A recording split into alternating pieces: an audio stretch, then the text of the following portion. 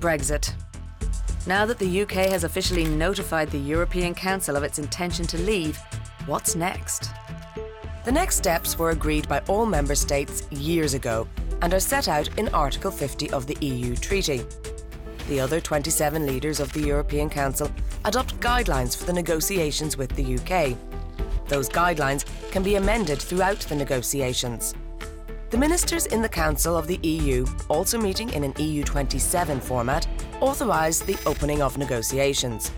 They appoint the Commission as the EU negotiator and adopt negotiating directives. On behalf of the EU27, the Commission negotiates with the UK, reporting back to the leaders in the European Council and the ministers in the Council. The European Parliament is closely and regularly informed.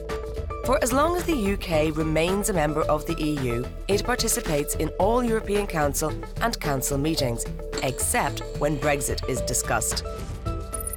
After the end of negotiations, the consent of the European Parliament is required. The deal is then ready to be concluded by the Council. When the agreement enters into force, the UK is no longer an EU member, and the EU treaties cease to apply to it. Find out more on the Council website.